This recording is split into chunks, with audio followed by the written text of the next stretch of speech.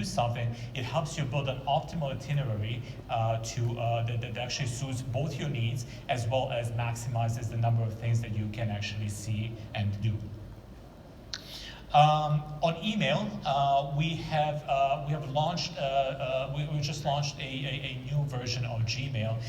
There is actually a new functionality that you can see in Gmail that actually gives you the automated responses that kind of offer you what the system thinks would be an appropriate response to an email that you have just received. And what it does, in addition to using everything that it knows about kind of from users just like you, it also uses all the information from your own Gmail system, so the style actually matches your own.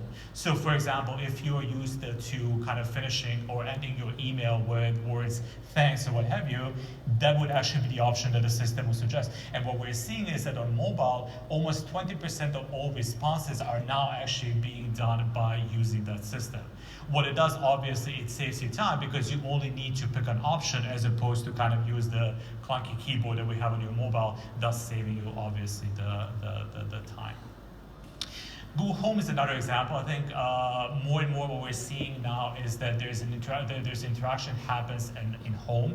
So another platform of computing, in addition to desktops, in addition to mobile phones, is a home computing, if you will.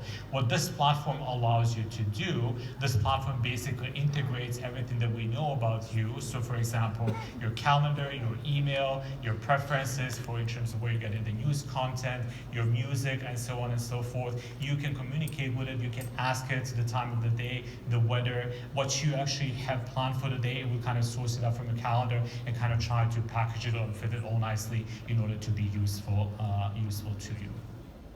Smartphone camera on the latest hardware by Google, the Pixel phone, has actually been augmented by artificial intelligence. So the actual score in terms of the quality of the pictures by using the artificial intelligence is actually the highest in the market as well. Finally, to make it a little bit more fun, it can also be used in the gaming space. So for those of you who are from the 80s, let's say, I know how many of you actually recognize this picture, recognize this game. This used to be a super popular game in the 80s, right? And the goal of the game is basically you are controlling a small brick at the bottom of the screen, and you're supposed to break the brick wall up there without actually kind of losing control of the ball, without letting the ball kind of pass. So what we have done, we have taken this game and we have applied artificial intelligence algorithm, a self-learning algorithm to it, and we basically wanted to see what would happen. 10 minutes, it's kind of a random-like type of controller, so not a great player whatsoever. 120 minutes in, so 2 hours in, there was a pretty much flawless play. So you would see that the ball is actually not being lost at any given point in time. But what was pretty amazing, what happened actually a little bit later than that, in 240 minutes, which is when we saw from a meaningless yet fast implementation and execution, thus not allowing the ball to drop, we have actually seen a strategy, right? The program, the algorithm has discovered the best and most efficient way to actually make that brick wall, making it as efficient, if not more efficient, than any of the human players that have ever actually played this game.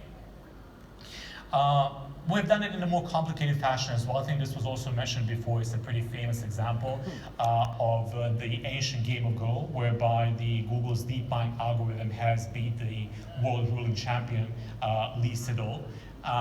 This is the game that was thought to never be able to be, it was thought that the machines will actually never beat humans, purely because the sheer amount of computing power that was required was so big that no machine that we could actually envisage would actually be able to do it.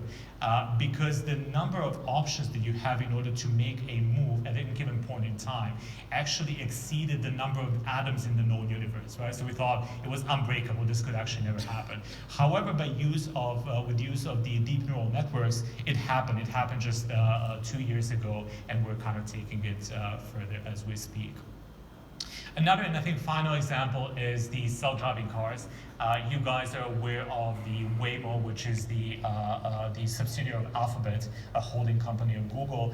This is basically another artificial intelligence problem, right? It takes all the inputs from the environment, which happen at 240 times per second, in terms of the speed, in terms of everything that's kind of happening around you, in terms of the sounds, in terms of the visuals, in terms of the radios and what have you, and then kind of spits out the analysis or the most optimal way for the car to actually move in a safe fashion, but also an optimal fashion to actually get you to your destination safely and fast. Finally, and this is what is happening in healthcare, there's a disease called diabetic retinopathy, which affects a lot of people with diabetes, and it's actually one of the leading causes of blindness in diabetics, and I think humans in general. The issue with that disease, or one of the characteristics of that disease, is that it's fully preventable. So as long as you actually catch it on time, the actual deterioration of the retina, you would actually be able to prevent it. The problem is that the quality of care and access to care that is available is just not allowing for that to happen. So what we have done, we have basically tried to train an algorithm to recognize... 5 minutes time at the JISEC main stage. To recognize the deterioration in the retina, and after having a lot of scans from the actual people in rural India kind of gone through the computer, and have the control group actually also controlled by the actual ophthalmologist, we have come to a point whereby the artificial intelligence, the system, was able to recognize it in as many times as a human ophthalmologist, and then that number actually kept rising. So obviously, the implementation or the impact it could have in healthcare, especially in areas where the access to quality healthcare is not available, is tremendous. All of these are examples of what Google does, but I think one thing to know about Google is ultimately a platform company.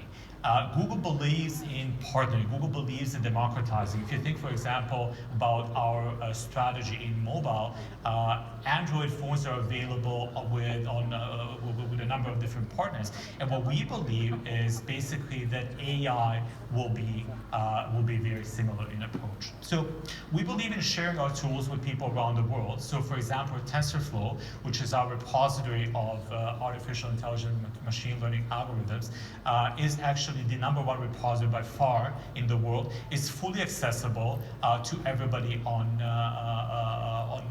the internet, essentially. In the last 4 years, we have published more than 90 research papers on deep learning alone.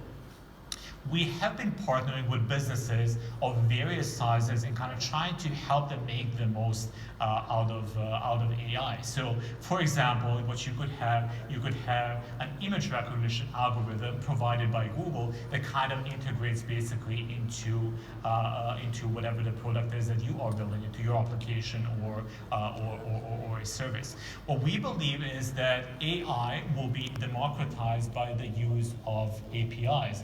And that, for example, there will be a set of basic capabilities, let's say the vision or speech or translate or natural language processing, that would be available, for example, by providers such as Google, and that people and the businesses would use that together with their own AI capabilities that they're developing and or the other partners in the market to develop all sorts of use cases and applications. And examples of where it might happen. So, for example, in manufacturing, we could have use cases of predictive maintenance or warranty estimation. In retail, you could have inventory planning. In healthcare and life sciences, we talked a little bit about the real-time alerts and diagnosis, and so on and so forth. So the use cases are endless. And we believe that by partnering with businesses and organizations in the market, we could actually play a small role in making all of these happen. Essentially, what will end up happening is that the actual analytics, so the BI, business insights and reporting, would move from descriptive to predictive, and from diagnostic to prescriptive, again, in all those use cases that we are talking about. How do you build up a machine learning model as a business? So it always starts from a business problem, right? You identify a business problem that you actually want to apply machine learning to, you develop a hypothesis, you acquire and explore data, build a model, train the model in the way that we've talked about it, and then kind of apply and scale. Easier said than done, obviously, but again, we believe that with everything that's currently happening in the market, it will be available, become more available to all sorts of businesses and organizations. And the impact will be just tremendous. The impact will be just tremendous. That's all that I had to say about AI. Hope it was interesting.